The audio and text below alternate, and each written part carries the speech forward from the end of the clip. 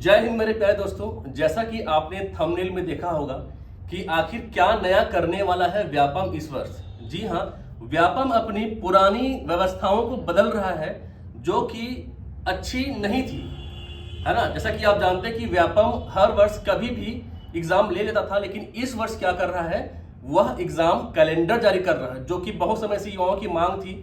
जो भी अभ्यर्थी थे वो हमसे कहते भी थे कि सर अगर एग्जाम कैलेंडर जारी हो जाए तो हमको पढ़ने में सुविधा होगी कि भाई कौन सी एग्जाम कब होने वाली है। तो व्यापम ने हमारी बात सुनी है और इसी के तर्ज पर व्यापम इस साल से एग्जाम कैलेंडर जारी करने वाला है कि कौन सा एग्जाम कब होगा और उसका एग्जाम कौन लेगा। तो यह एक बहुत अच्छी जानकारी है। तो इसी के बारे में हम लोग चर्चा करने आए हैं कि क्या क्या एग्जाम होगा, कब होगा, कैसे होगा।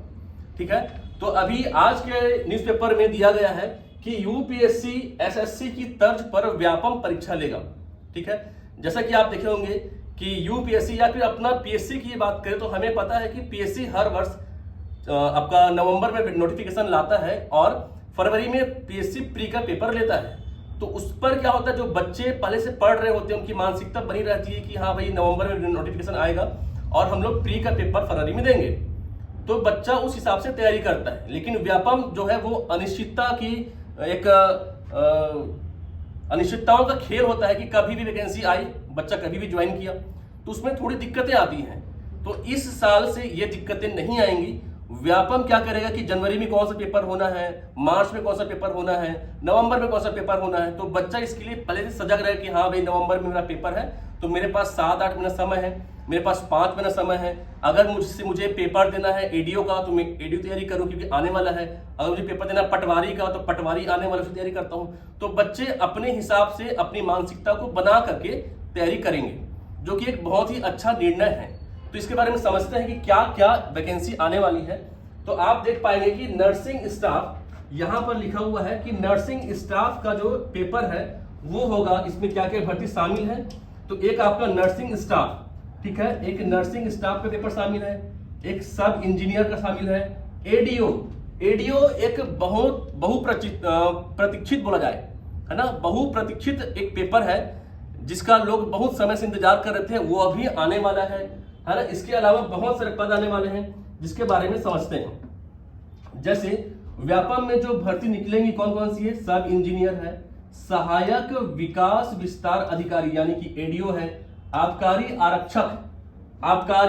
आरक्षक एक है, होता है आरक्षक जो अभी जिसका फिजिकल हुआ है ना, और जिसका अब एग्जाम की तैयारी चल रही है, तो आबकारी आरक्षक भी आने वाला है। इसके अलावा स्वास्थ्य विभाग में नर्सिंग स्टाफ की वैकेंसी आने वाली है, पैरामेडिकल स्टाफ समेत अन्य भर्ती की वैकेंसी आने वाली है। इसके अलावा आरक्षक भर्ती के लिए लिखित परीक्षा भी व्यापम से होगी।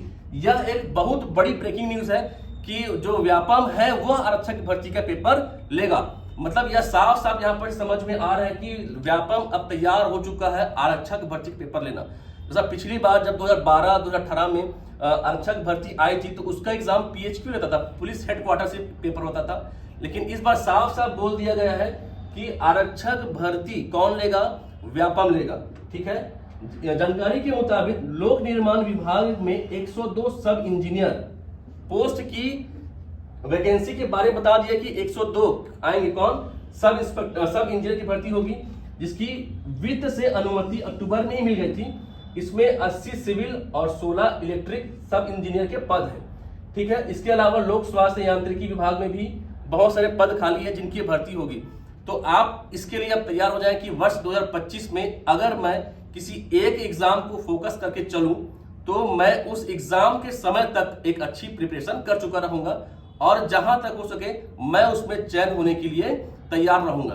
तो यह एक बहुत ही अच्छी खबर है जो सभी विद्यार्थियों अभ्यर्थियों के लिए बहुत महत्वपूर्ण है कि आप इस वर्ष एक तैयारी के लिए प्रारंभ करें और अपनी तैयारी को एक नया आयाम दें, नए तरीके से शुरुआत करें, है ना, क्योंकि यह बहुत जरूरी है कि आज के दौर पर हम एक गवर्नमेंट जॉब को लेकर के सिक्योर रहें। तो इसी के साथ मैं अपने इस आज के जो जानकारी थी उसको मैं आपको सबको समझा चुका हूं, बता चुका हूं, और अब इन सब के लिए जो क्लासेस हमारे यहाँ शुरू होंगी इसके बारे में भी मैं आपको जानकारी बहुत ही जल्द दूंगा। ठीक है, तो मैं आप सभी को शुभकामनाएं देता हूं और बोल रहा हूं कि आप सभी अपनी तैयारियों पर लग जाएं। मिलते हैं नेक्स्ट वीडियो में। धन्यवाद।